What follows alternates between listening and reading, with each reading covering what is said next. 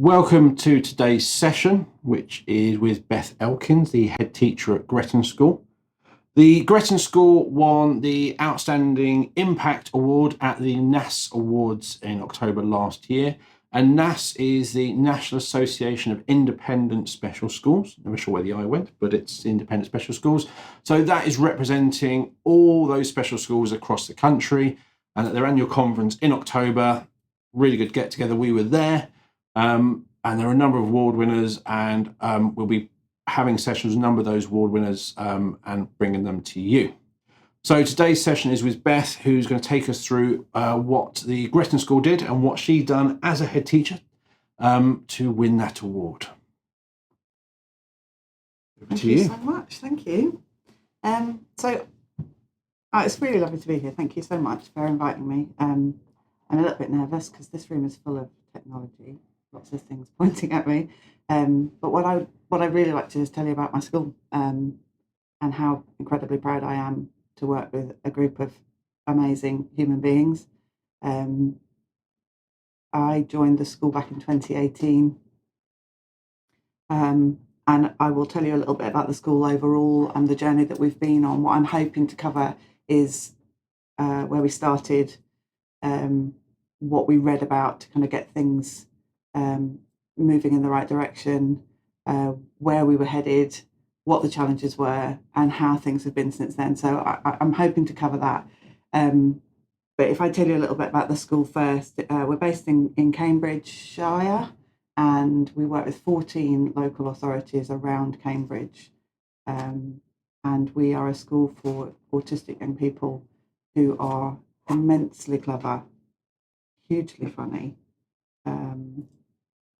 passionate about their interests, but just cannot learn in a mainstream environment because of the pressures that exist there for them.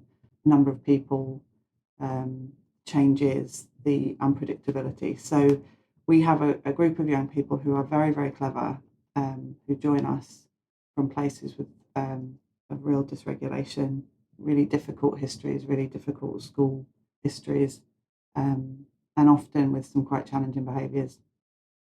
And when I joined the school, from the outset, I could see that the children were remarkable in their ways, and the staff were fantastic. A group of very, very well-meaning, kind, patient individuals. So that's a brilliant place to start, isn't it? To have that resource at your fingertips. Around a group of young people about whom people are really passionate and have such aspirations for. So I suppose the beginning of the journey was understanding the behaviour of young people and thinking about what that meant. I have a really strong belief, and I absolutely love this quote. I'm going to be using some quotes through this presentation.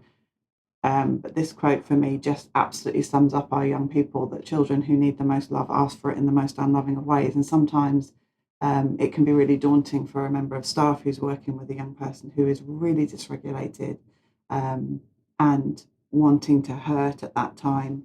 And what I was watching was staff who would walk towards those students instead of walking away from them. So I felt incredibly empowered by this group of wonderful people that I was working with and still work with, to think about what we wanted for the school overall.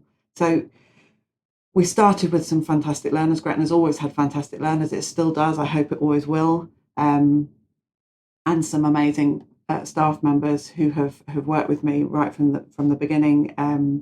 What it lacked, I think, was a kind of single central culture around which these people could unite. So we were seeing lots of really great practice, lots of lovely things happening with young people, but without that kind of single goal. So that's where we began. We knew that all the learners had a diagnosis of autism. We knew that they had behaviours that challenged. We knew that they were academically able, and we knew that they often came from a place of educational trauma. And we had this group of wonderful staff who were just incredibly kind and knowledgeable and had a real passion for understanding autism and how it presented in individuals. The culture, I remember one of the earliest staff meetings that we had where a man who still works at the school put his hand up and he said, "What is it we do then? What is it we do here?" And I thought that is exactly the question. You know, we are all going to be going in slightly different directions if we don't kind of unite in our central goal.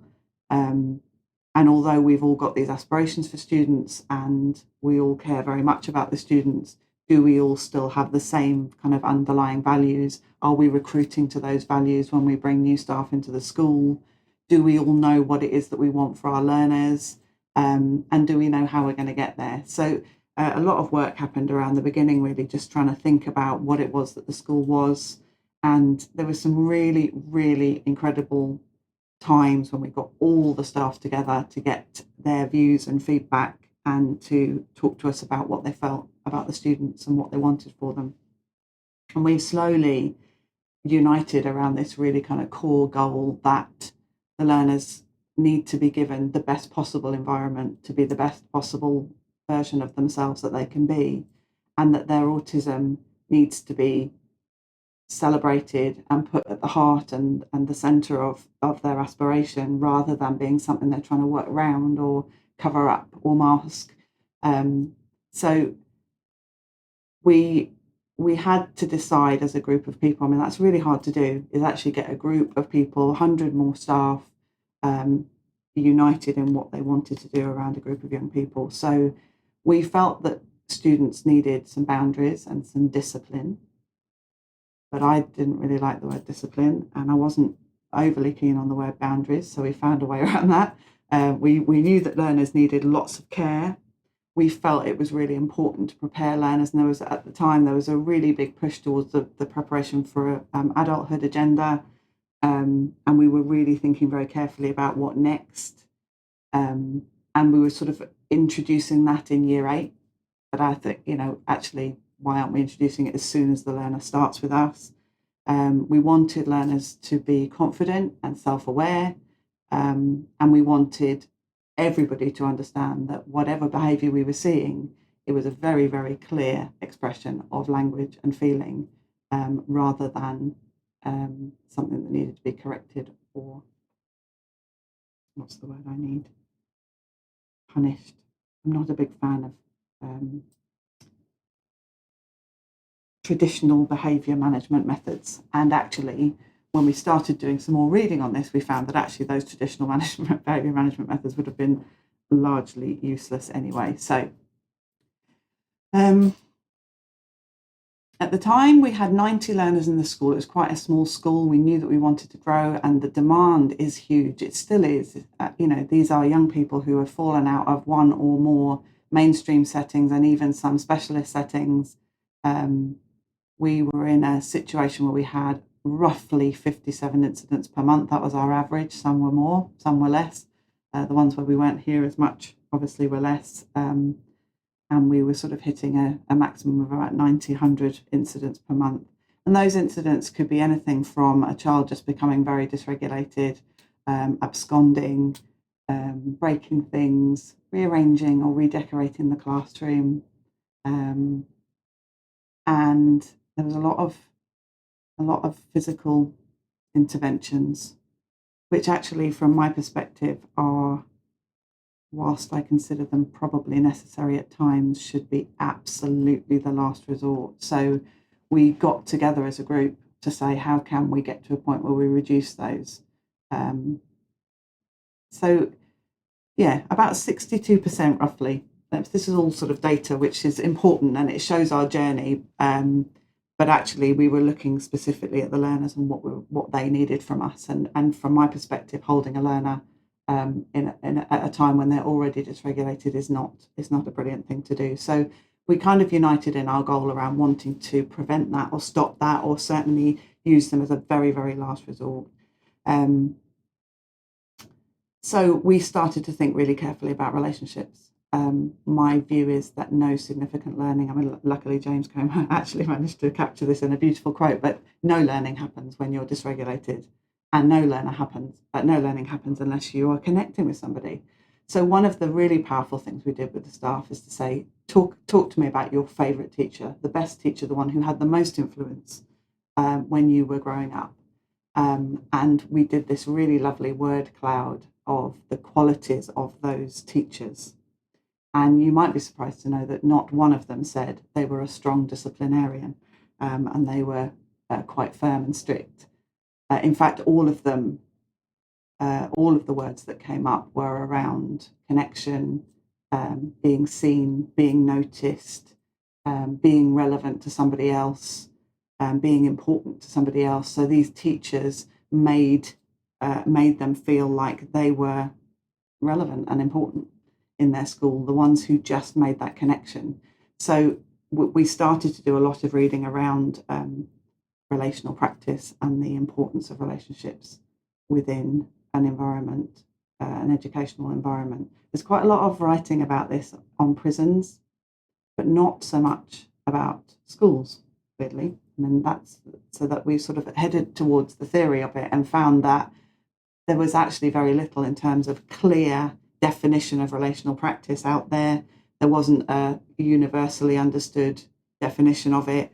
And actually, there wasn't very much research at the time. So most of the research identified that more research was needed. And I was really keen to see whether or not as a school we could start to invest in that.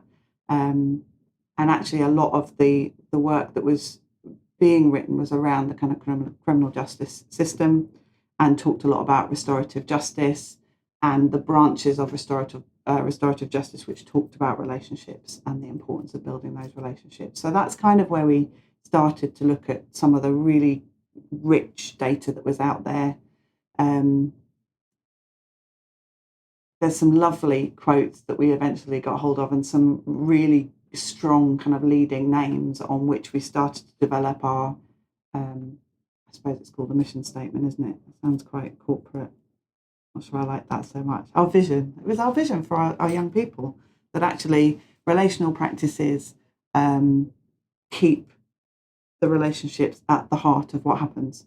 And it's those relationships which then enable us to carefully challenge learners, redirect them, course correct. I like the word course correct, because, you know, it's that really lovely kind of gentle redirection to something more positive. I say to staff all the time, don't ever go toe to toe with a young person. It's absolutely going to end in a win-lose. Whoever wins, whoever loses, you end up with bad feeling. We are always aiming for a win-win somewhere down the middle of our picture of feelings, so that people feel like they haven't given too much ground. And on that basis, we kind of started to remove discipline from the school. I read this brilliant book called A School Without Sanctions, Nick Simpson and Stephen Baker wrote back in 2020. There was so many bits of it that spoke to me. I was like, yes, this is what we want. Partly because so much of the work that had been done was saying that actually young people on the spectrum aren't motivated in the same way. I mean, I speak from my own personal experience of being the parent of a young man with a PDA diagnosis. I know that's quite rare, but he was actually diagnosed. So he was first diagnosed with ADHD, then with autism. And then when he was about 9, I sat with the community paediatrician, and she sort of looked over her glasses at me and she said, I think I know what we're looking at here. And it's a difficult diagnosis. It didn't come as a particular surprise to me that my son avoided demands to a clinically significant level, because that's what we've been living with for about 9 years, of him just fundamentally refusing to do anything we'd asked him to do. But it was, so when I'm speaking about these young people, I'm speaking from a very personal perspective of being a parent who knows that traditional discipline methods just were not effective. My son ate a sticker chart once, sticker by sticker, because he knew that the fulfillment of it meant that he would have to go up and have his hand shaken by the head teacher, and he wasn't going to do that. So we had to think of very different ways and very creative ways to manage and support him to make different choices. But there's some really lovely work out there by a number of different people. I've sort of name checked them here, but the quotes that come from them are the thing that I really wanted to share, which was that So Dr. Knightsmith talks about when we put relationships at the heart of all we do, then everyone benefits. Vulnerable children, their peers, and the adults working with them. And that's what we started to see when we were really kind of getting to know the young people. We were starting to see this ability to challenge learners far more than we could if we had that kind of professional distance from them. Mick Simpson and Stephen Baker talk about a school without sanctions, that restorative practice is based on the values of restorative justice and underlines the significance of feelings and how they affect relationships. So when we were starting to see autistic young people who were struggling to make adjustments for one another's needs and allowances for one another's interests, we were able to sit down with them and really talk to them, like adults actually, to be able to use really clear guiding language to explain the adjustments that they could make for one another and how important relationships were in that process. There was a really lovely pair of people, Jo Warren and Rebecca Heron, who talked about the successful implementation of a whole school approach and how it would take 5 years. And I think at the beginning of that, I was like, oh, that's a long time. I wonder if we'll get there quicker. And I speak today, and it's 2025. We've just won the NASS Award, which was an incredible thing. I'll talk a bit more about that in a bit, but to get an award for something that you just believe so fundamentally is necessary for these young people is incredibly humbling. But, you know, this research talked about the fact that it took a long time for a culture to shift and become less punitive. And I think we noticed early on that there were challenges in it that would probably explain why it takes this long. I'll talk about those in a minute as well. But some of the really lovely quotes that exist around relational practice were around that actually when you start to talk about relationships, instead of I'm big, you're small, I'm teacher, you're pupil, I'm right, you're wrong, and you start to equalize with a young person, it enables you to challenge them in ways that maybe you couldn't before. And it also has an expectation that they will participate equally. So I can now sit with a young person and say, listen, that was a really difficult incident, wasn't it? It really, really, I could see that you were really dysregulated. And that must have been incredibly hard for you. Can we talk about what happened? Can we talk about what you were feeling at the time? Who was there? What were you trying to do? What were you trying to tell us?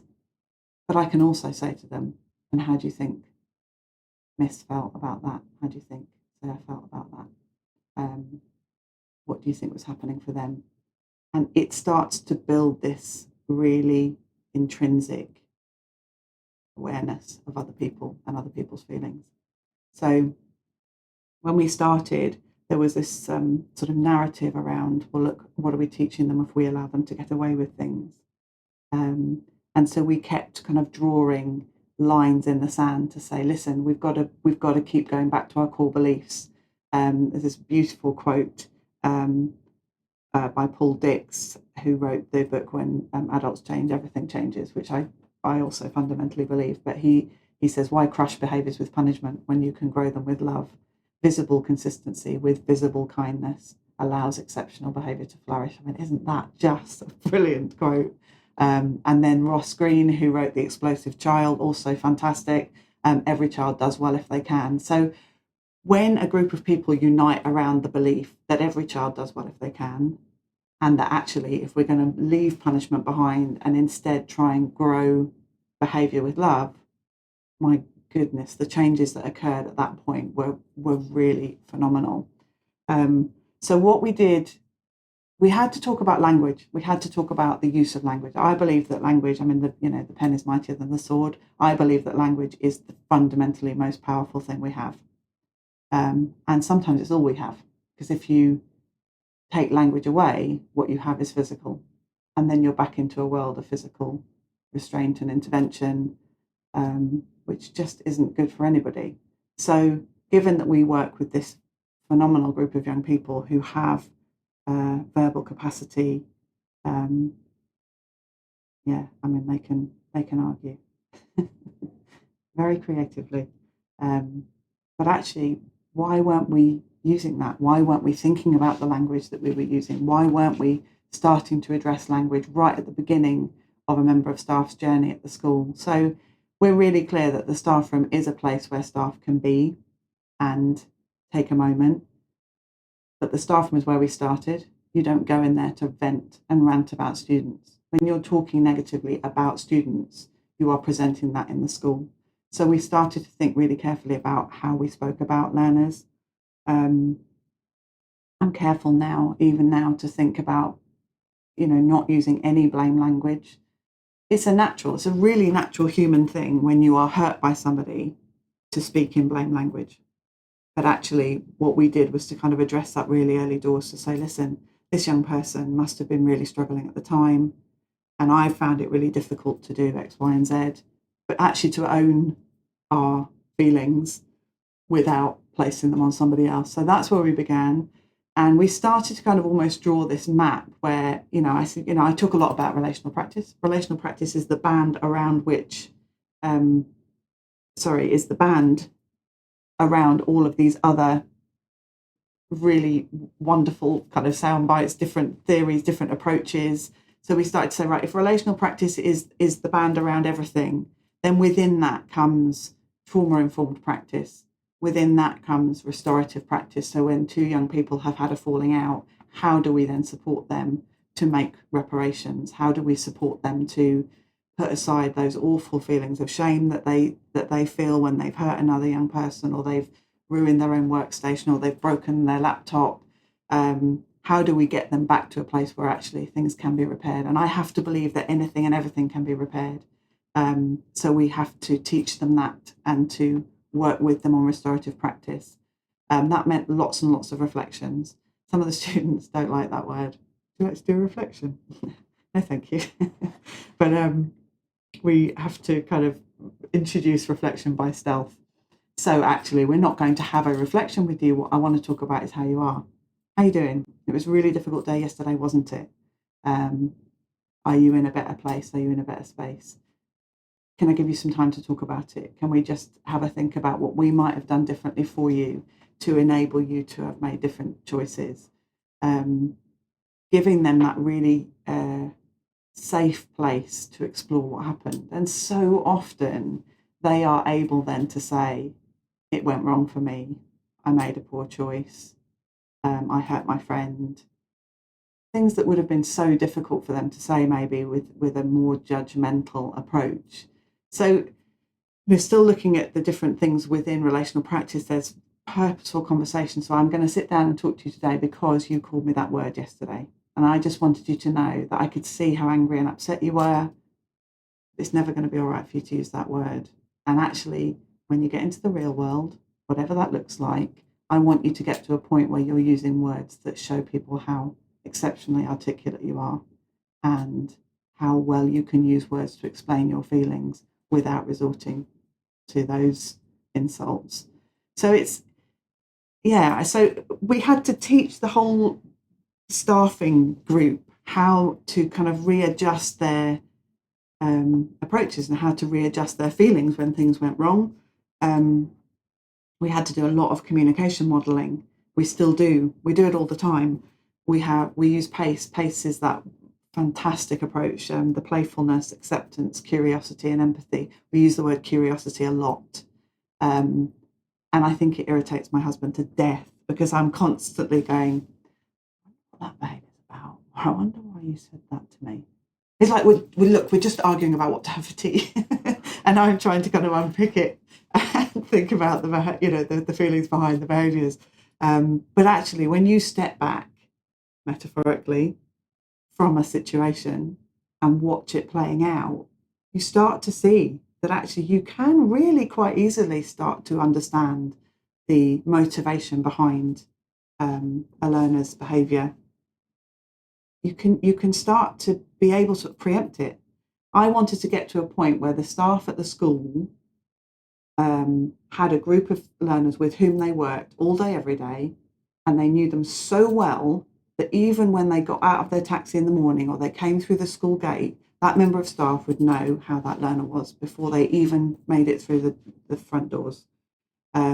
Because actually being able to read another person means that you can head things off at the pass. It means that you can reduce your demands of them. It means that you can introduce something positive for them if that's what they need. It means that you can work out when they're just being a little tinker and when they can be pushed a little bit harder. And I was starting to see that staff were so invested in these young people. It mattered. It mattered what happened to them during the day.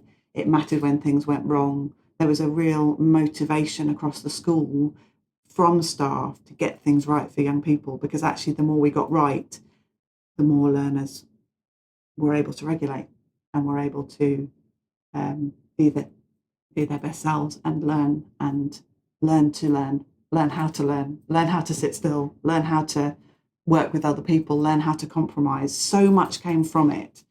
So I'm still just talking about the language that we use. There was just so many different things that we pulled out of different theories.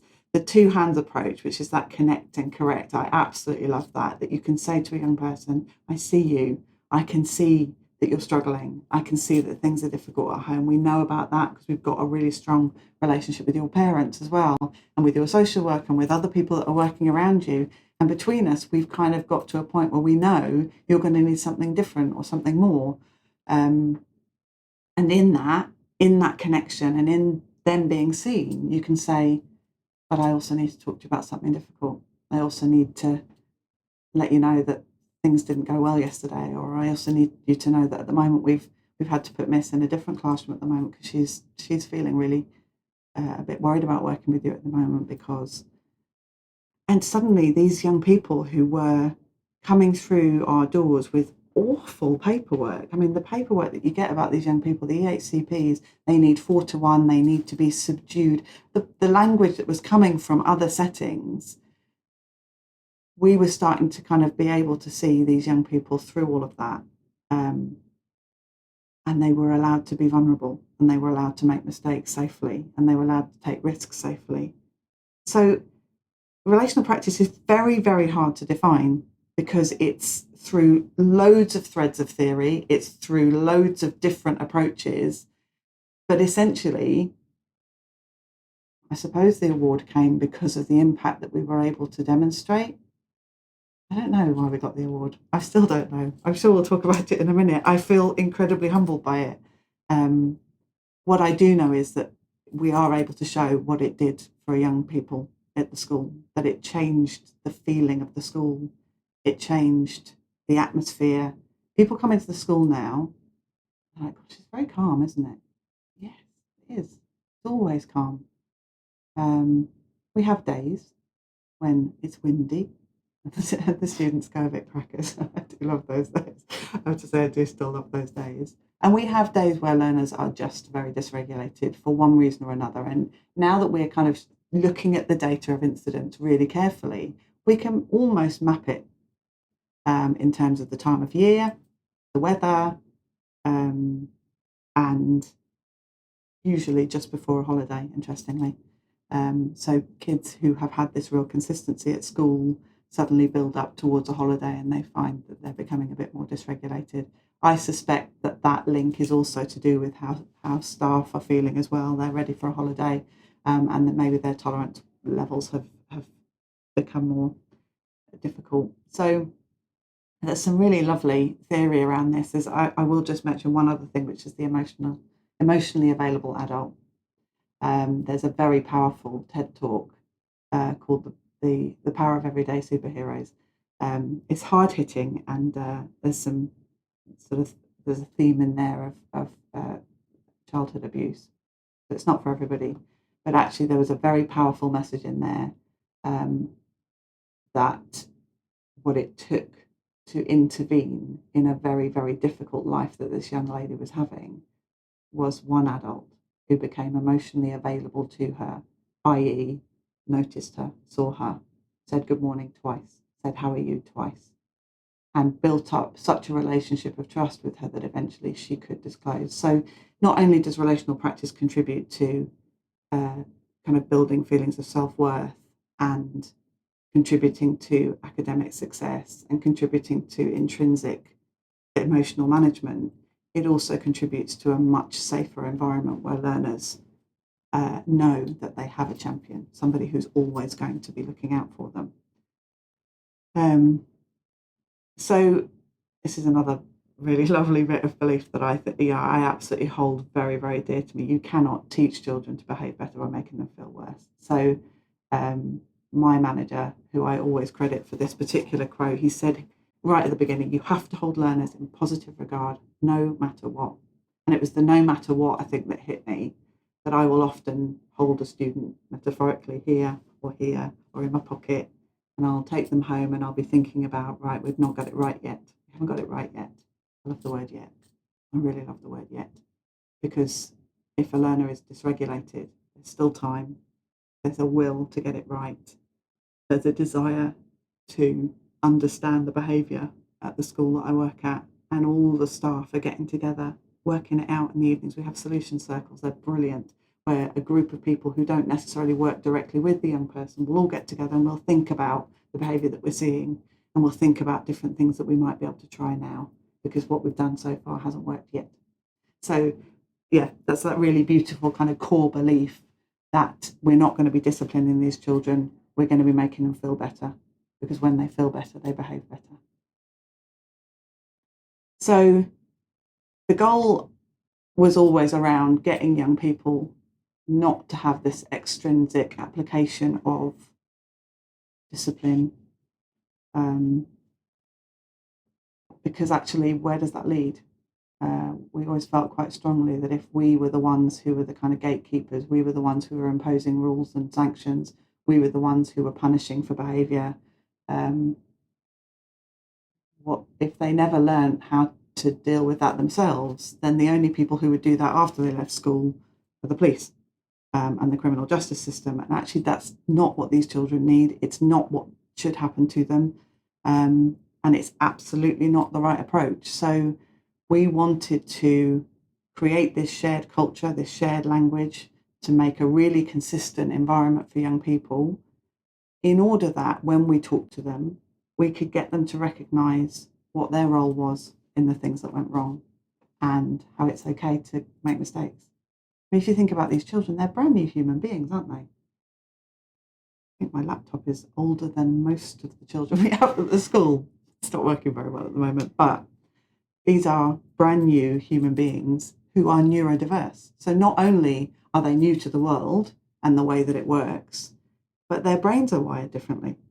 So I think it's a slightly odd belief that they would know how the world works without some really explicit learning about that. So our common goal was to kind of make sure that everybody who came to the school was recruited for their values, that when they saw behaviour, they didn't want to suppress it. They wanted to understand it. And that everybody then had a really clear induction period of, this is the language we use, this is the approach we use, this is why we do it this way, these are the beliefs that you might need to let go of if you work here. It's not for everybody, it is a challenging environment to be in, but actually we need everybody to be on the same sheet as each other, in order that we would then get the children into the most regulated place they could be. I mentioned, I think, a little bit previously about the mainstream. It's not mainstream, it's, what's the word I'm looking for? Traditional, I think is the word. Traditional discipline.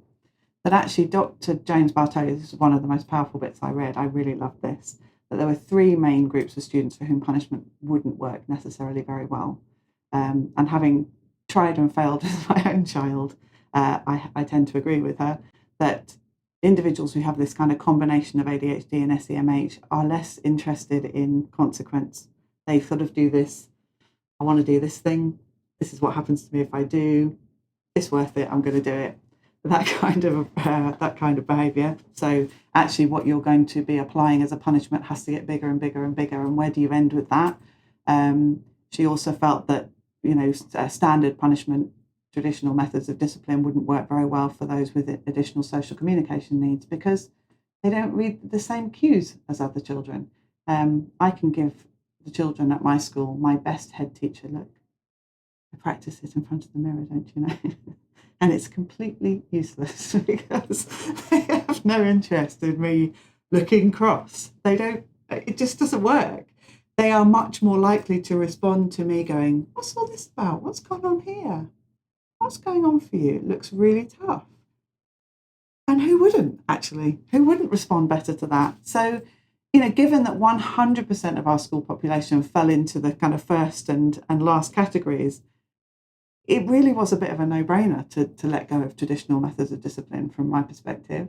The middle group is those who display strong, callous and unemotional traits. And I felt it was clearly part of a really, really important piece of research, but was less relevant. So I put it in brackets because I think our learners, anybody who ever said that autistic people aren't empathetic, I mean, honestly, my view is that they are crippled by empathy. They are so empathetic. They are reading other people all the time that actually sometimes they are blinded by how much they feel for other people. So I don't think that was as relevant from the perspective of our school. So, yeah, we were aiming for this all the way along. And actually, our view was that if a young person wasn't regulated and they didn't feel calm and they didn't feel liked and they didn't feel valued, their intrinsic motivation to work with somebody to be part of that relationship would be hugely diminished. So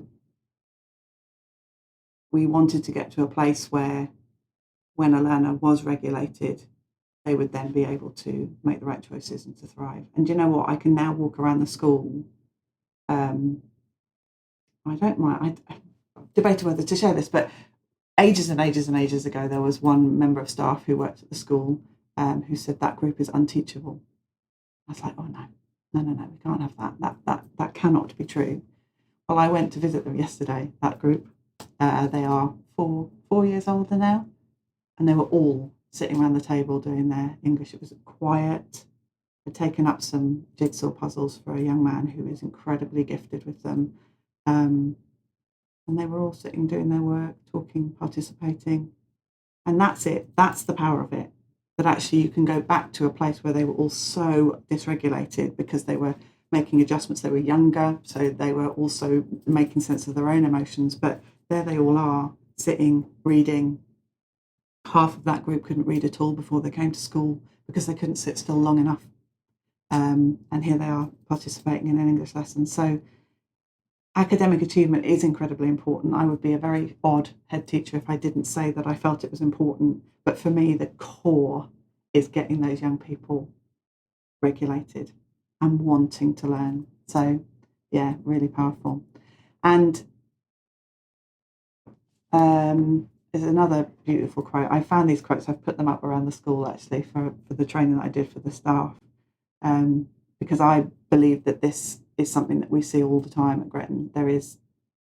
Every child deserves a champion, and every child has at least one champion, somebody who will absolutely, I'll say, who's this child's person? And there will be 3 or 4 at least, even if that child hasn't chosen them, they've chosen the child. So there's always somebody representing the needs of that child and standing up with them and challenging them and supporting them. And actually through those relationships, we can challenge children really significantly, really difficult conversations where you're holding up a mirror to them and their behaviour.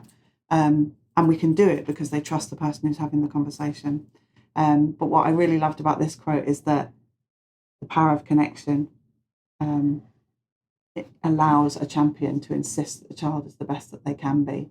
So actually you can sit down with a child and say, come on, I know you and I know that you're better than that. And I think that those messages have been really, really powerful. For those of you who don't have this kind of culture at your school, I think one of the reasons why I literally was sitting at the awards ceremony knowing that one of the other candidates was going to win the award. And then they said Gretton. And the reason why I was most surprised is because it's become so embedded in the school. I can't imagine another way of doing it. I fundamentally believe that relational practice is as necessary for this cohort of young people as insulin is to a diabetic.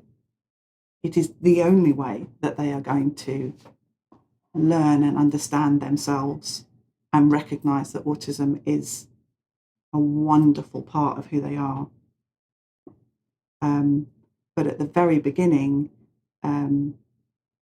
we struggled a little bit with some of the beliefs, because it's a very human and adult thing to have a group of students in front of you and want to be in control of them as a member of staff. So the challenges, I suppose, at first were trying to get people to be more reflective.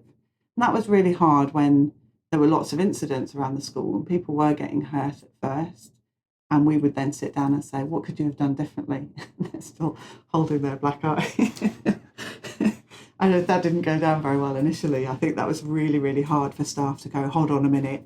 So we recognised that staff needed that real wraparound, that actually it's okay, things went wrong, but we're not going to learn from those things if we can't be really honest. So I'm showing my age now, but I was talking about sliding door moments where I was able to read incident reports and know that moment where a different choice might have been made to lead to a different outcome.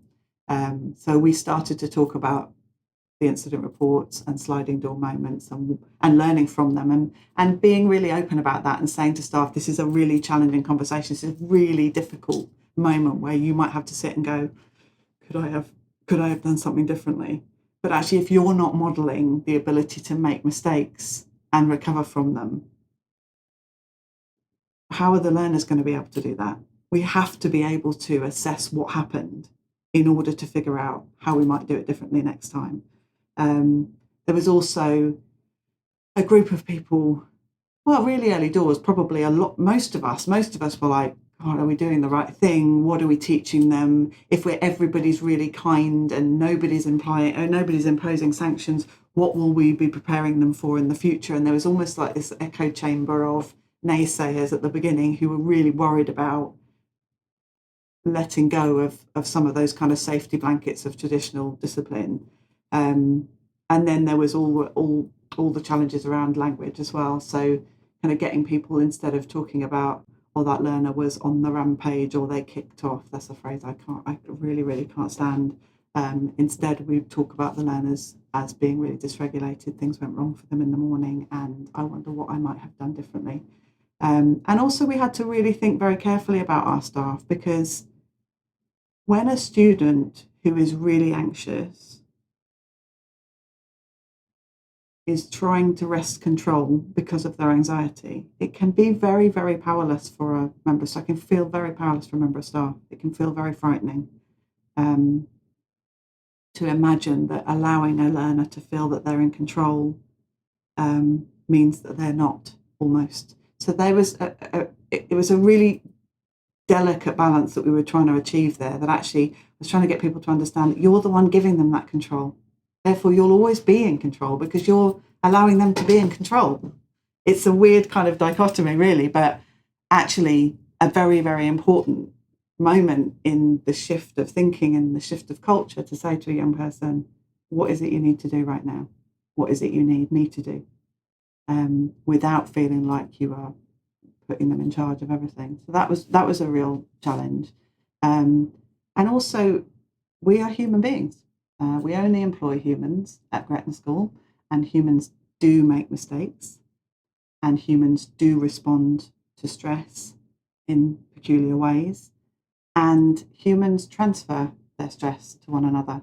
So we had to get staff to really start thinking about, well, if I've come to work in a really good mood, I've listened to my best tunes on the way to school, birds are singing, sun's shining, and within 15, 20 minutes of working with a young person, I'm feeling anxious.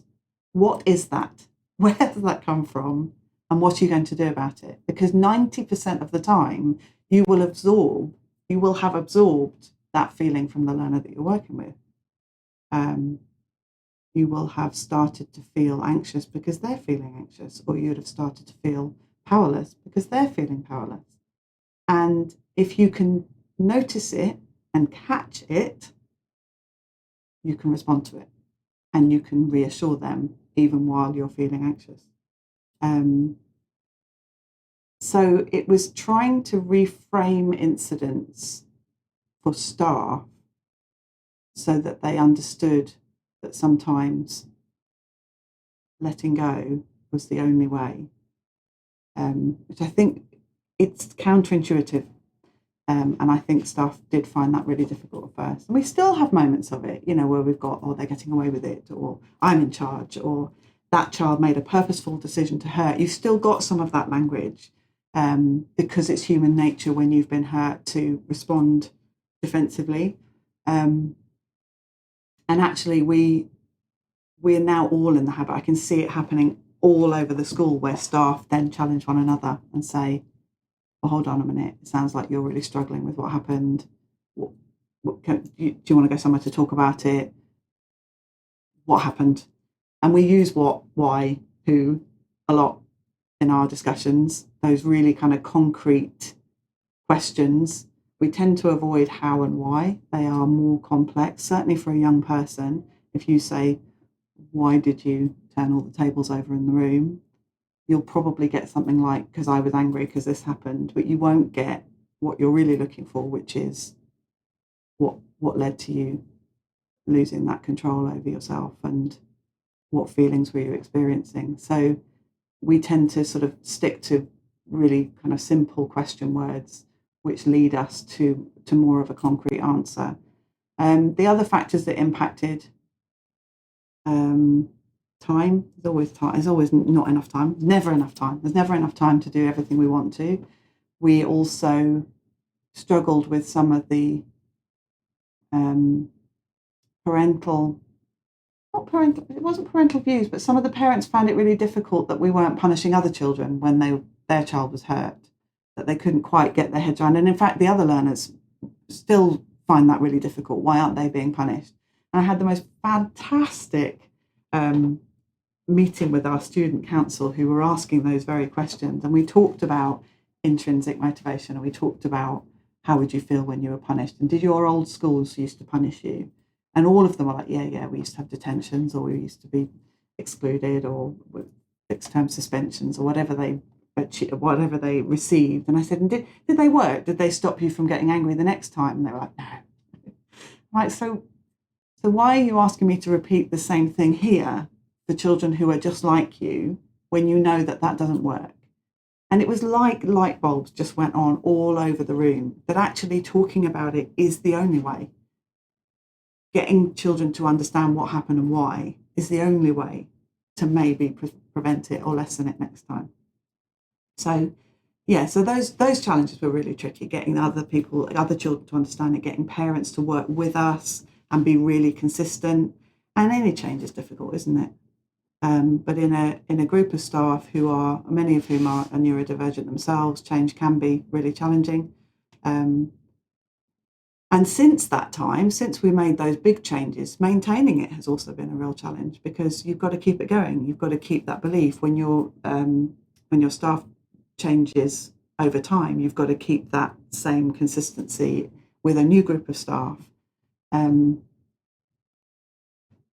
Just another little quote. I love these quotes. I mean, all the kids that you can see on the presentation are all children that are at school now, and they are captured moments of genuinely developed friendships and relationships. So it's really lovely to be able to see the pictures as well. But we talk a lot about making mistakes and how it's okay to do that, which is fantastic. So impact-wise, we now have a very calm environment. We even have local authorities who have placed children with us with these awful pieces of paper saying they need 4-1, then going, well, why is that child here? They look normal.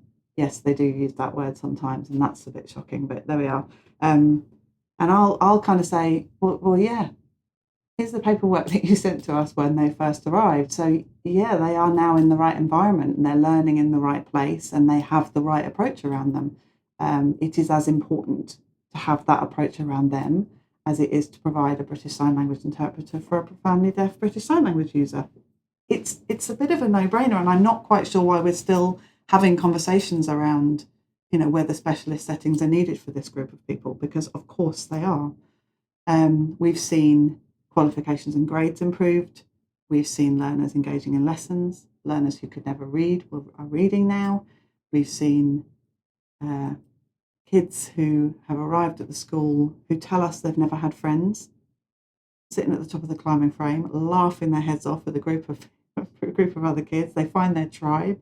It's really lovely. There are really genuinely goosebumpy moments where you can phone a parent and say, do you remember when we first met and you said all I want for them is to be happy and have friends? Well, this is what I'm looking at the moment. And to be able to phone a parent to say that instead of, I'm afraid we've had another serious incident with your child, is so fantastic, because they need to enjoy parenthood too. They need to be able to enjoy and know that their children are loved and liked by people who work with them. That's really important. And as a parent who always used to get the awful phone calls from school, that's one of the focuses we've got, is to be able to speak positively to parents about their children, because up until now they may never have had that. And we've seen a huge decrease in the incidence. And if I just show you, I'm not big on graphs, but I will just show you a quick graph here which shows the reduction. So as the school, the red figure is the growth of the school. So as we're nearing 100 actually when this was written it was 150, we're now nearly 160 young people. The blue is where we've had incident. You can see that there's a really significant drop. And when we are seeing a sort of spike in incidents, it's usually when we've got a new young person joining us who isn't regulated yet. So from my perspective, the long-term change is the most important impact, that young people who start with us are actually able to now say, oh, I remember when I first started, I did X, Y, and Z, didn't I? And I don't do that anymore. They can talk articulately about their own development. So we have fewer complaints. When I started back in 2018, there were quite a few of those. And I think parents were really worried about, their young people. And it wasn't that there was anything wrong with the school, really. It was just different. We were employing more traditional methods then, and they just weren't as effective. So I could understand why parents were concerned back then, but now I feel like we're working much more collaboratively with them. It's just a nice environment, and we actually have fun quite a lot of the time. You're not supposed to have fun at work, but we do. Yeah, another lovely quote there. And that scrummy young lady, she is just such a lot of fun. Every time I go into the classroom, she's like, oh, not you again. Quite lovely to see you too. So for me, the learning is the most important thing. It's the adults changing. I mean, we talk about quotes all the time. I use quotes a lot because other people can say things so much more articulately than I can. But, if a flower doesn't grow, you're not shouting at the flower, are you? You're changing the environment in which it exists. So for us, changing the adults around these children was the thing that made the real difference. I do absolutely believe that every child does well if they can. Yet is one of my very, very favourite words. If we haven't got it right, then the child is dysregulated because we haven't got it right yet. Language is the most powerful thing we have. And if we're not thinking about what we're saying about, in front of, with and to the students, then we're not being very careful about our environment. Holding the learners in positive regard, carrying them home in your metaphorical pocket is an incredibly important thing to do, so that you can be thinking about the solutions around that child. And the moment when a young person gets it, this is in my power, it's in my gift to change my future. That for me is absolutely the key. You've actually got kids who have been in really, really difficult circumstances 2 years ago. You might hardly see them now. We hardly see any behaviour from them. And one of them said to me, well, yeah, miss, GCSEs coming up next year. Yeah, it is. Yeah, that's right. It is. Good on you. And they suddenly have realised that they've got to make the changes. Wow. Yeah. Thank you. Pleasure. Thank you. we've done a whole podcast on this before, haven't we? We have done a whole podcast on it, yeah. And it's in that time, I love just listening to it. It's I can listen to that again and again and again. Oh, thanks. And it's really hard not being able to interrupt you. Oh, well, I mean, thank you for not interrupting then. You've been but it just, because on the podcast, it was a nice back and forth, and you're telling me stuff, and I can just dive in. Yeah. And I've made loads of notes, as I often do, but the bit I like, again, there's so many little bits I liked, but it was that question of, what do we do? Is a really, really great question. And it'd be interesting for leaders listening is, ask all your staff in any school, what do we do? What is the answer? How consistent is it across staff? And how many look at you and shrug? But that's a really good one for the culture of the school. It is. And some might know the answer. Yeah. Like learning it by rote. But do they believe in it? Well, I mean, we had an Ofsted visit 4 weeks ago now. And the inspector said to me, you talk a lot about relational practice. Do you think the staff would know that? Or what was the other phrase he used? Or gentle parenting or something? And I went, no, they'll know relational practice. Really? I said, yeah, I think they'll know relational practice. Blimey, I use it enough. And sure enough, he went and spoke to a number of the staff, and they were like, "Oh no, relational practice," and what it meant. Because we do, we talk about it all the time. But that is what we do. That is what we do. That's the thing. My next question was, how hard has it been to change people's views around behaviour, and that people wanting the punishment, that pound of flesh? Well, it's the kids more than the staff. The kids, they've been hurt, and they can't understand why that punishment isn't in place. But actually, when you sit down with them and say, "Right, let me talk to you about punishment. Let me talk to you about what we do instead," they get it. They are very, very clever kids. But sometimes I know where staff, when they may be injured, or they use like staff with a black eye, yes, they will want something to happen because that's how their life has been so far. Yeah. But actually, you're going, well, no, because it's not going to help. Well, it might make them feel better. What it won't do is change the behaviour of the child. Because if you can watch it happening. A child who isn't very interested in your authority, I mean, they're not. They don't have the same sense of hierarchy. They just don't. They don't care that I'm the head teacher. So what? And right early on, they were saying, oh, a child's on the roof, or a child's become dysregulated. We need the head teacher to come and talk to them. I'm like, well, I'm really happy to come and talk to them. I don't have the relationship that you do. So it will be less effective for me to come and talk to them. And I get what you want is for me to come down and go, that's not acceptable. I'm the head teacher. But I'm talking to a young person who'd be like, I don't care. Whereas they will care if you're upset with them. I also, with that thing, it's not the head teacher goes in. I remember being a child. I was obviously an angel child. Naturally. Obviously. But I just remember going, how is this the first time I've met you? Why are you coming in? Who are you? You don't care about me. Yeah. And I think what people think, how that child views it and how the child views it could be completely different. Yeah. And I get that it's that feeling of powerlessness. Like, actually, the child's not listening to me in this moment. I could get somebody else who they might listen to. But actually, the secret is I'm not going to pick it up in this moment. I'm going to say to you, I can see that it's not the right time to talk to you. But we are going to have a conversation about this tomorrow. And then they're like, and all the kids now, they just know. They know what's coming. Are you ready for a reflection yet? And I'm like, yeah. My wife actually uses, I talk things through with my daughters. And they're like to my wife, oh, don't tell Dad, he'll give me a lecture. Oh. But it's not a lecture. Oh. It is a very much a two-way conversation where I'm giving them maybe a situation where they're the other person and how would they feel, and also why did you do that? That's much harder than a detention. Yeah. When I used to do detention duty when I worked for a very brief time in a mainstream school, I just couldn't see the sense in it. The kids were like, well, I didn't want to do that lesson. I walked out of that lesson. Now I'm sitting in here for 15 minutes. It's no skin off my nose. It just didn't seem to be an effective method of communication, full stop. And it was interesting. I did a podcast, or I've done a couple of podcasts around PD. I did one with you. Yes, it is. And it's that idea of there's no hierarchy. I don't think that's unique to PD. I think most neurodiverse people have that, where they literally going, you're coming in, you're telling me I'm doing it wrong, but I believe I'm right. You don't matter. And that has a really big impact on how everything works. And once you start realizing that this child isn't respecting me because of my authority, they respect me because they trust me, they like me. Because I show them respect. And I show, it really is a game changer. And especially when you start looking at some school rules, and the school rules are because.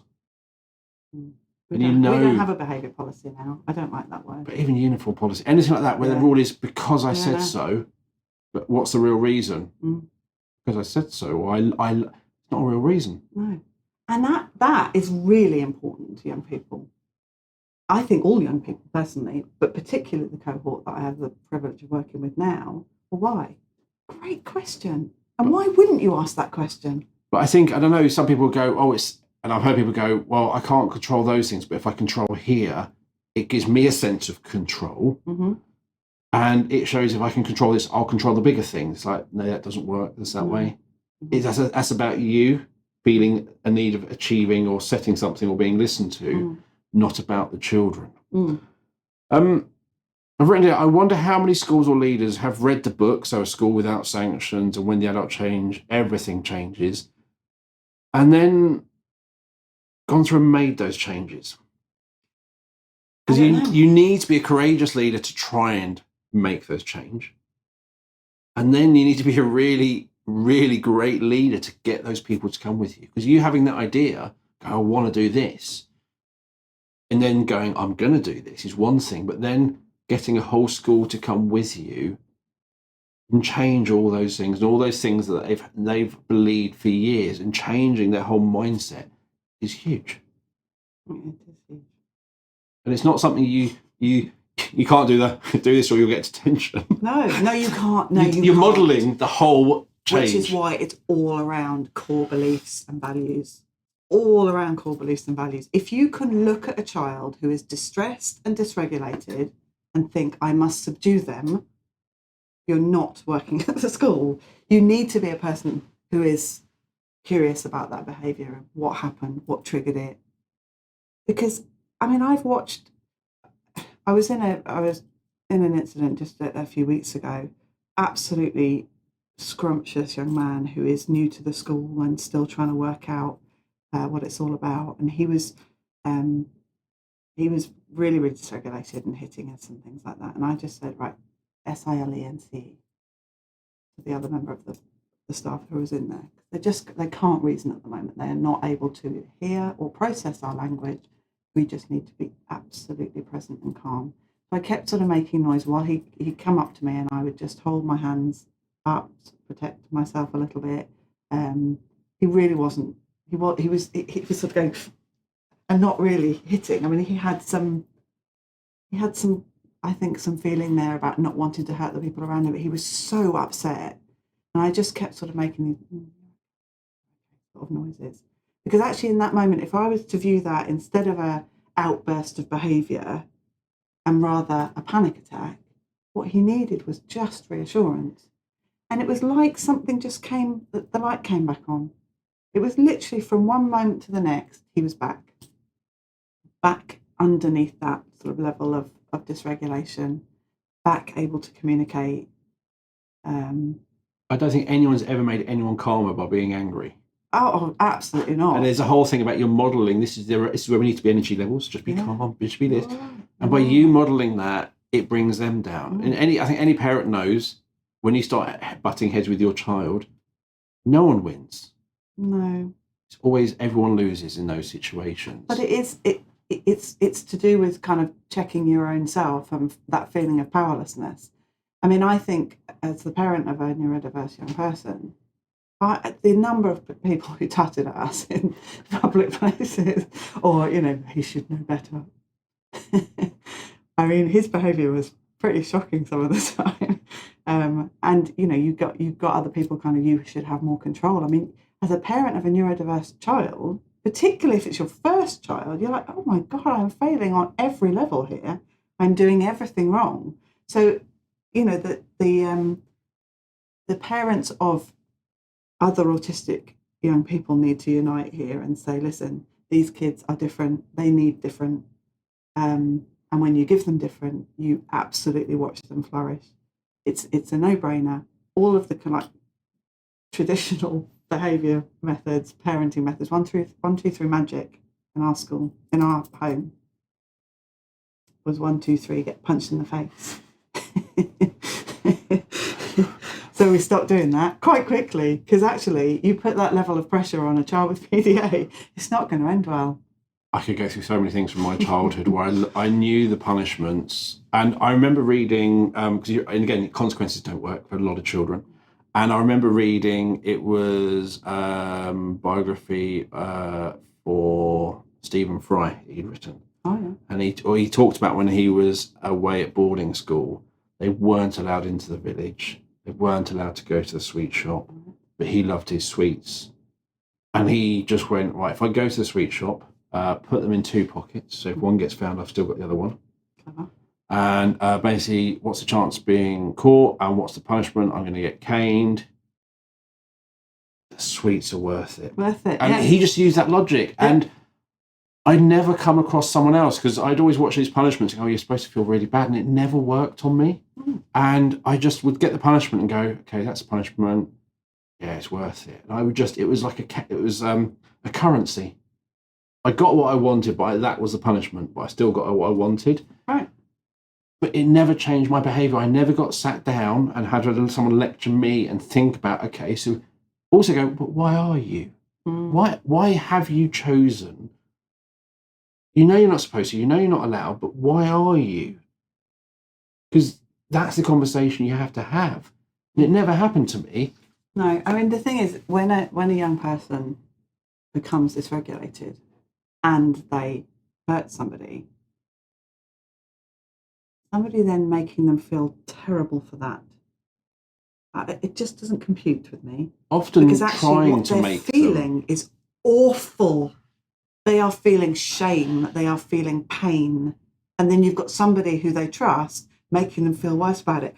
I just don't get it. I don't understand it. But I don't know if that person makes them feel worse because you're already feeling so bad. But it's trying to make them feel worse. And that's what I think you see. You're literally going, oh my God, I can't believe it. You look up and that person's pointing, you're going, that's not helping. No, and actually I trusted you. Yeah.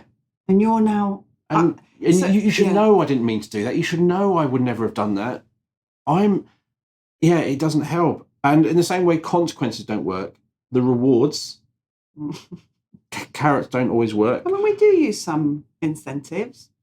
But it's not this is the people. incentive the same for everyone, because what is an incentive it's for one person absolutely individualised. is different for the next. And that's where I think I'm really blessed. We are really blessed at the school we're at.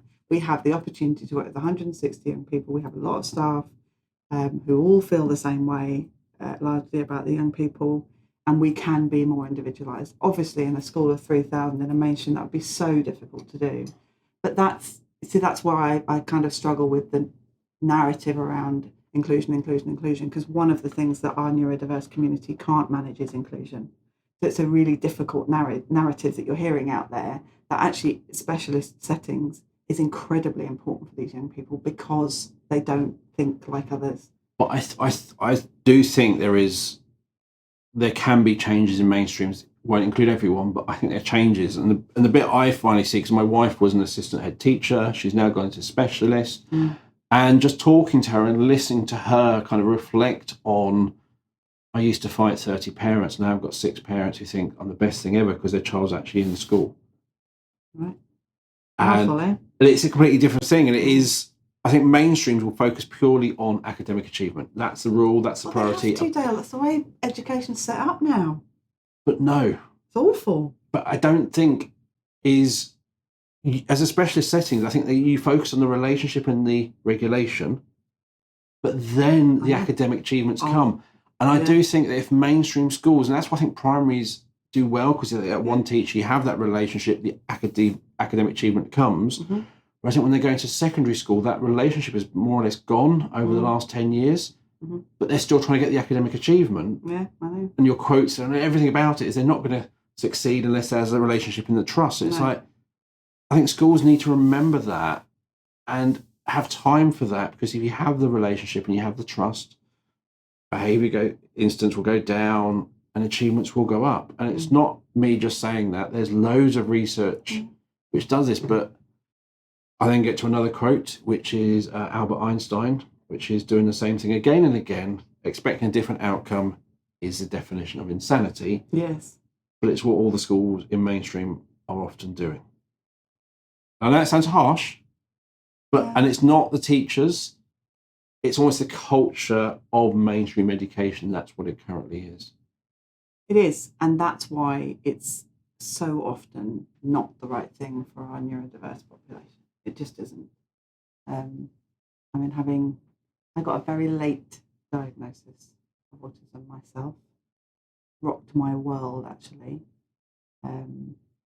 But I think back to my schooling. My mum, they didn't talk about autism back then when I was young. Very, very long time ago now. But they didn't. I mean, I was a very compliant, well-behaved, intellectual young lady who loved maths and reading. But my mum knew that I couldn't go to the comprehensive down the road because I wouldn't be able to manage it. So even back then, she was thinking, like, actually, this is not going to work for Beth. She needs to be in a different setting, and a smaller setting. It's the environment of mainstream, and not that there are some cracking people who work in mainstream, and I've worked with a lot of really brilliant staff who do absolutely think about the individual nature of young people. But the culture of mainstream is a very different one. Yeah. And that's the difficulty. You said, I think, I can't remember, but you said by giving them control, it shows you are in control. I was like, yes. Because you are giving them control. They're not taking it. You are giving. So you are in control. You're choosing. Holding them the whole time. Listen, I need to know what you're going to be able to manage now. And you're basically going, I trust you. I've got confidence in you. Make decisions, because I think you're going to make the right decisions. They might get it wrong. And I'll help you do that. But yeah, but again, I think that when you give someone control, people think you've lost control. It's like, no, because you chose to give it.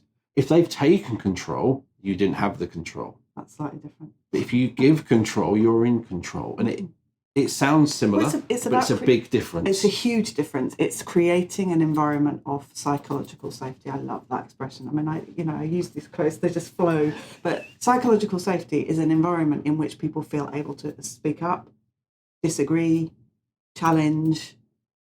They feel safe to do it because you are allowing that environment. Tell me what you think. I've got this idea, everybody. That's how you get people along with you. I have a belief about these young people. Does anybody disagree with me about that? That's where we started. I believe that children do well if they want to. I believe that it's an environment that makes it difficult for them to do that. I believe that interaction with them to bring about a certain outcome in that way won't work. We'll have to do it this way to bring about that outcome. Does anybody disagree?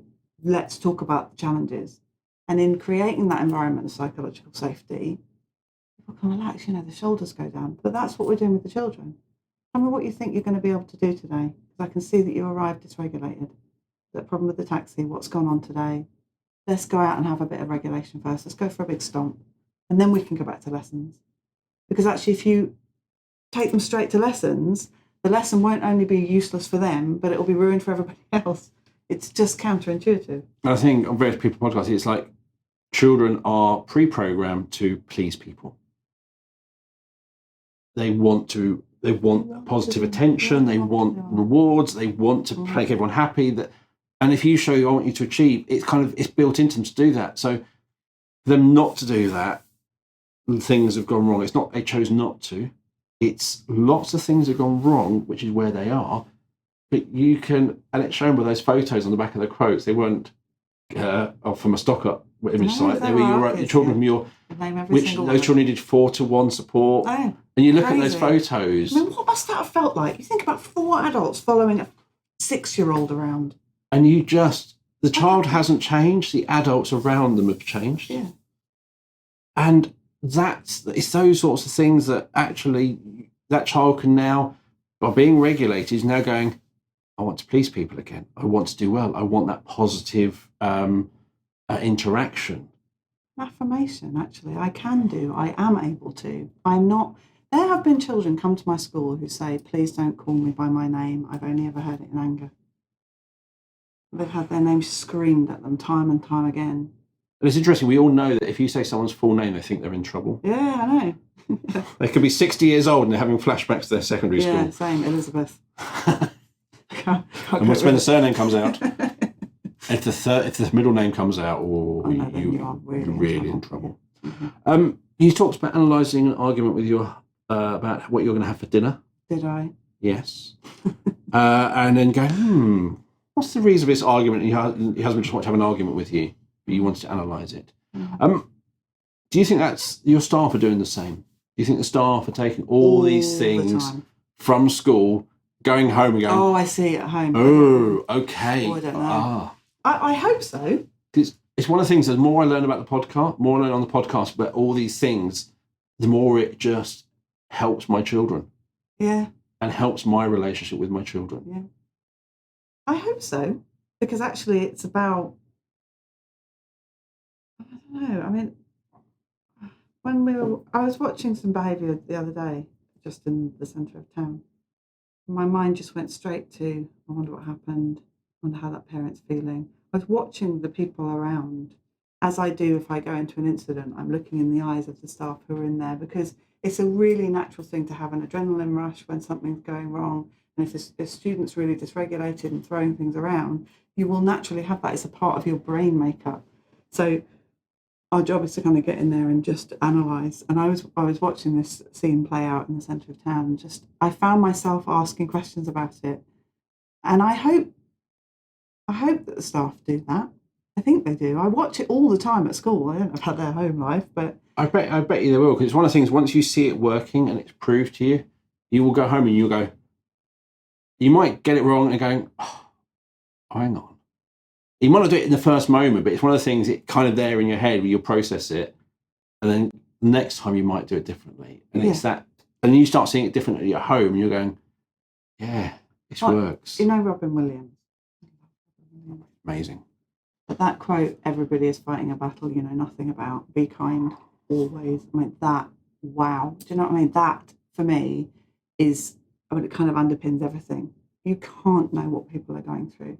And actually, this school year alone, 3 members of the senior leadership team have had bereavement. And they get on. You can't know what people are going through in their private lives. And I believe that whatever it is, people carry sorrow around and pain around and fear. Our job is to be kind always. Why would you not? Yes. That bit I don't get. I don't get when people really go for it with people. I've never really understood it. Generally, I like harmony. What I always say to my daughters, if anyone's being really horrible, everyone's doing anything, it's never about you. It's never about, if you explode at a child, it's not the child you're exploding at, it's something else that have built up, and you're just generally. That's a powerlessness feeling as well. That's a really hard thing for a member of staff to do, is I am struggling in this moment. I am not as in control of my own emotion as I would like to be. That's really tough. And when I say to the staff, when you go to an incident, because we have radios, and when you go to an incident, which are happening, I mean, they're just happening less and less and less. That's the truth of it. But when you go to one, be the paramedic. Be the one who goes in and just checks everybody in. Because paramedics very rarely go into a situation screaming and flapping. They go in totally calm and absolutely bring that energy down. So that's what we say to the staff, a lot of the time. Just get in there and check out your team.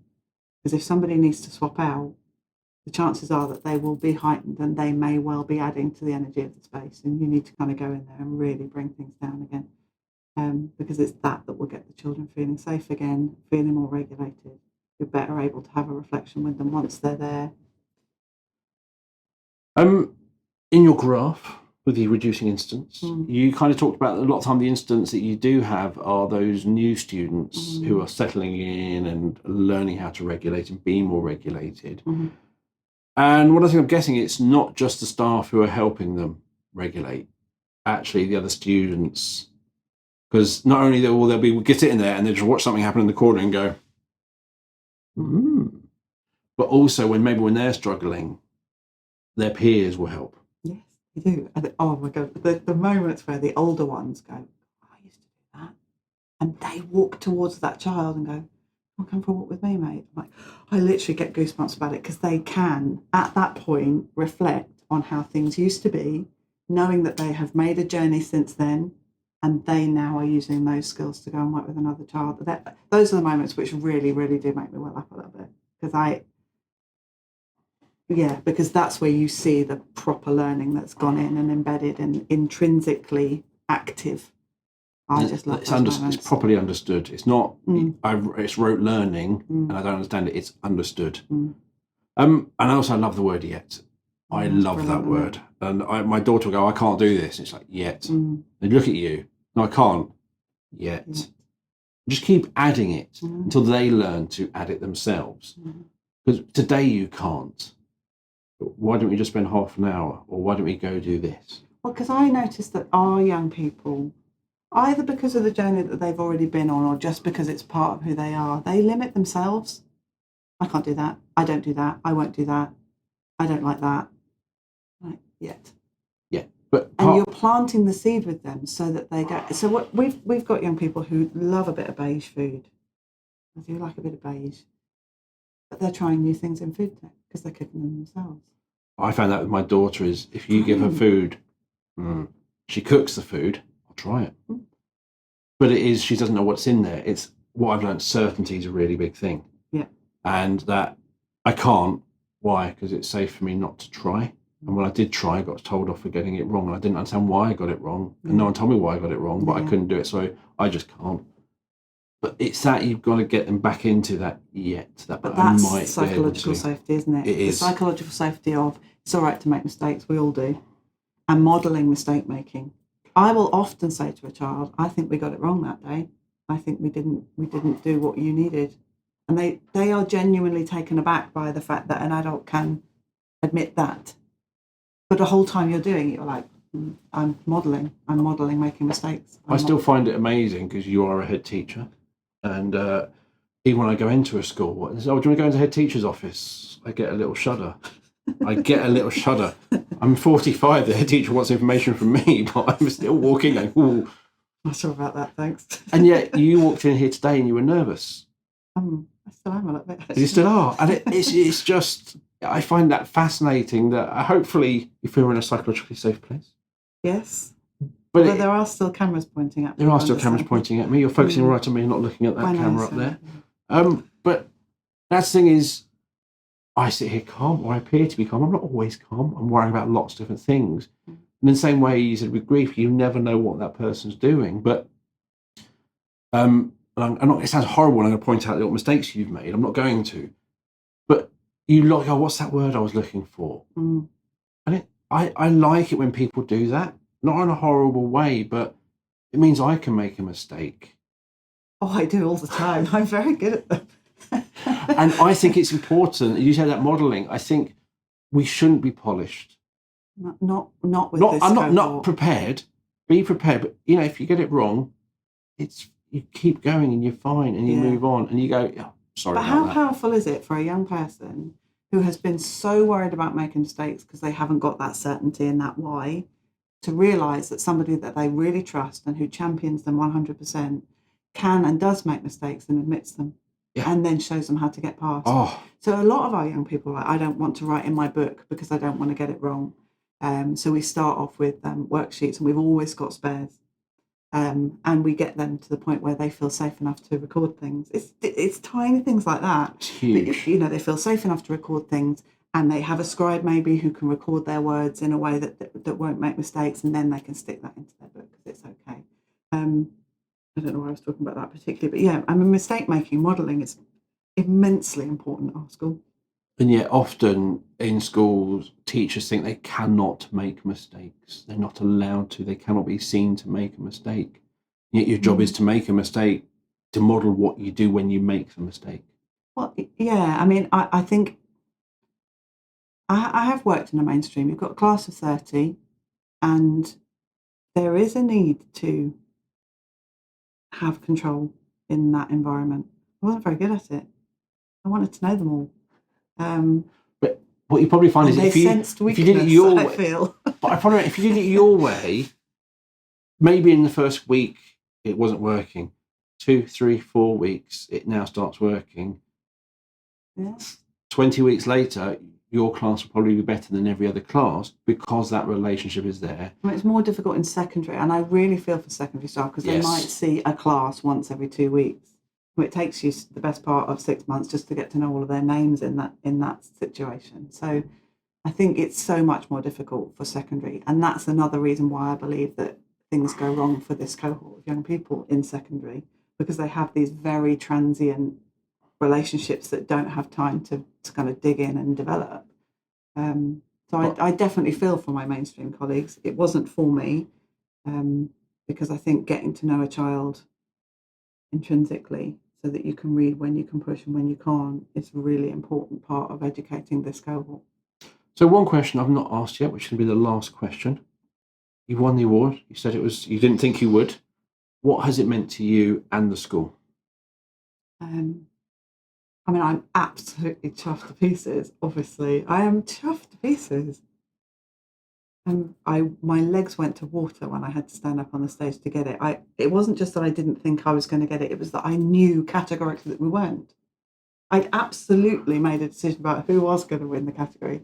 And so when they called my name, it took me a beat, and my colleague nudged me and went, pointed at the stage where it said Gretton School on it. I was like, so my legs went to water. Since that time, I mean, I am really tough. We got the trophy and everything. It's meant that what we're doing is right. It was an affirmation, because it's been such a departure from normal schooling, and sometimes, like, I still sometimes in the dead of night, when you're awake, I think, are we doing enough to prepare them for the future? Are we making it such a safe environment that they won't be ready? But actually, when the kids come back, having been at university for a year already and come to visit and say, oh, I couldn't have done what I'm doing now if it weren't for. And I think that for me is enough, that, you start to watch a young person who has got 4 school exclusions in their history, this awful paperwork that follows them around, suddenly having completed a university course and they're on their way to work. I'm like, it is right.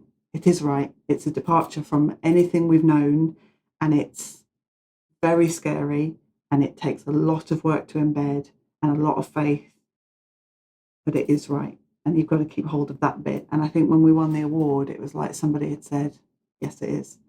That for me was just a brilliant moment. I recovered eventually, but my legs were wobbly for a good hour. Because I recorded the podcast with you about your school and this relational practice. Yeah. I think it was a week or 2 before.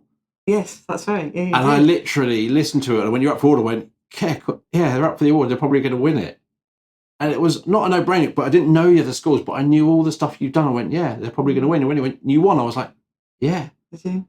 So I was really, really, really shocked by it. And I don't know, you see, I looked around that room that night, all the people that I met during the conference. Oh, amazing people. What an incredible group of people. I mean, these are just people who can see young people and know that they can be the best they can be.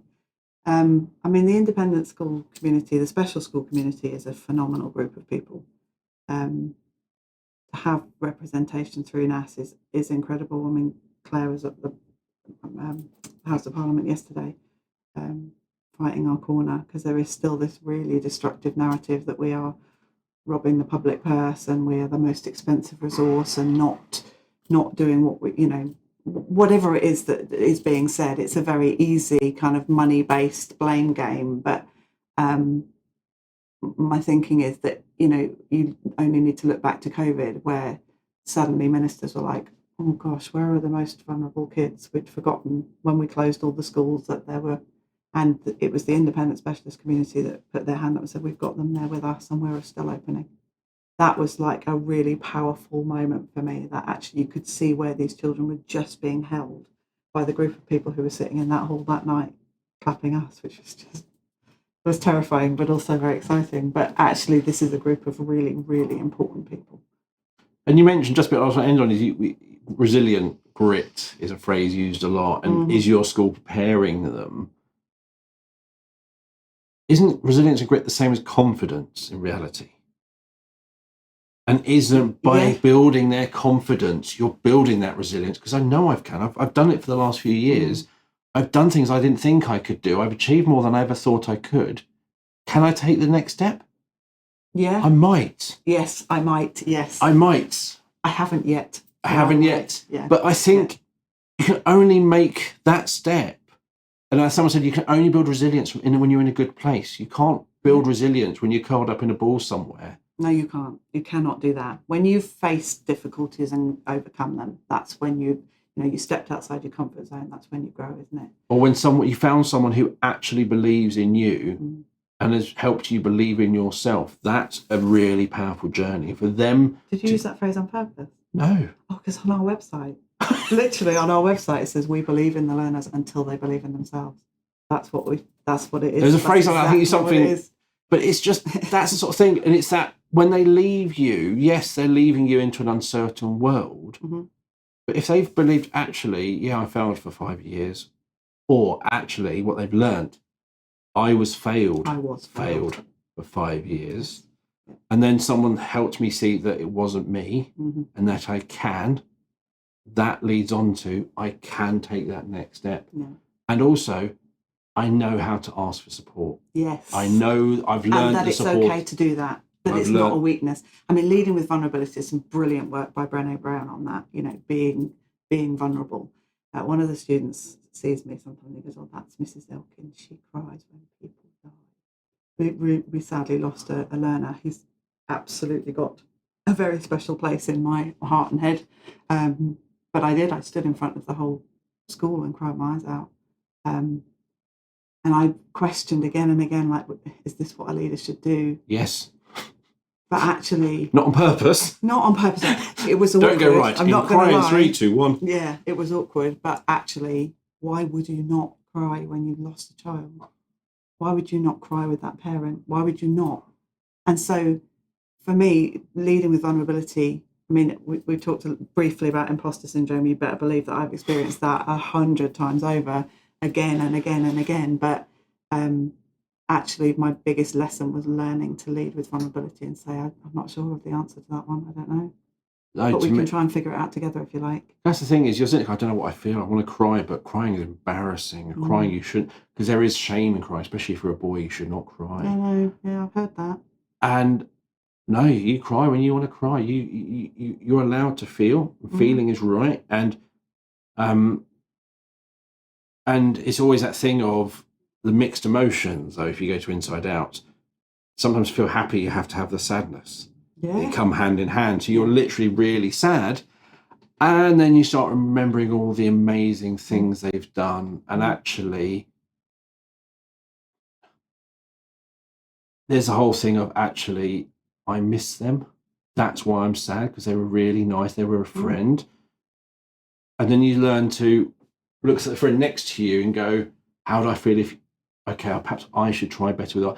It helps you understand all those things. It does. And naming emotions is another thing. I mean, where do you learn in the national curriculum what sad looks like and what surprise looks like?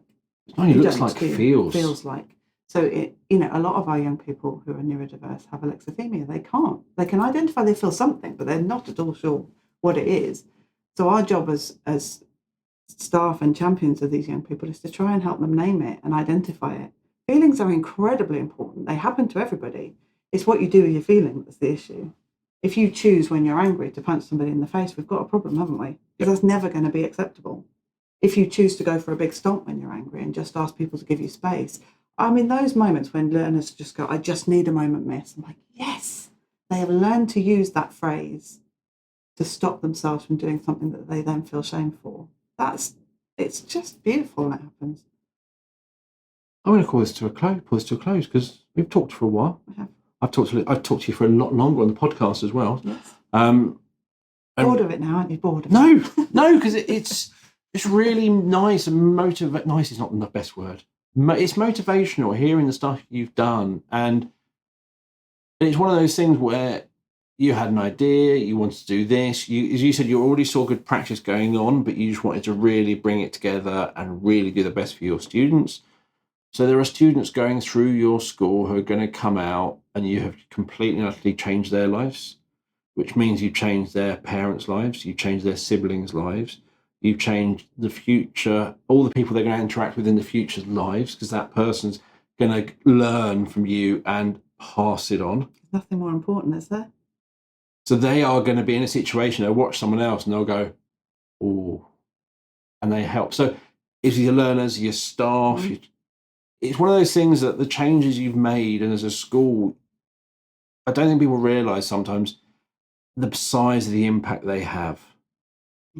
That's what I say to teachers all the time. You cannot possibly know the length of time that your impact will last.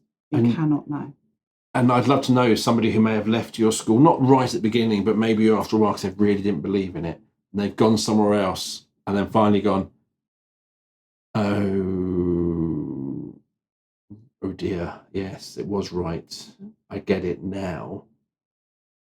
Bit late, however, hopefully they're going to make that change. They're going to see it. They're going to go, now I get it. Now I've left that environment. Now I've seen the opposite. It makes so much more sense, and I'm going to make it that way as well. So sometimes our impact is much bigger than we realise. Indeed it is. Thank you. Thank you, and hopefully we'll see you next time.